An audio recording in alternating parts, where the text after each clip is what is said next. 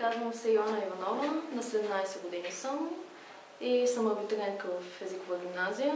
Обучението си в училище Европа започна в втори клас. Бях изпълнена с голям ентусиазъм и се впечатлих веднага от методите на преподаване в училището и от атмосферата, която се създаваше в групата. Знанията ги усвоявахме бързо и с огромно желание. Вече повече от 10 години се занимавам с изучаването на английски език. Благодарение на училище Европа се явих на изпитите за първи и втори сертификат, които се издават от Кембридж. Взех ги с най-голям резултат.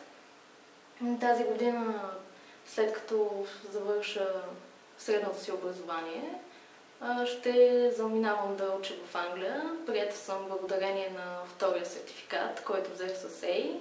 Университетът се нарича Exeter и специалността е археология с...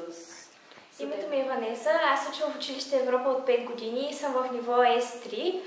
Училище Европа за мен е нещо, което ми дава много широки и големи възможности.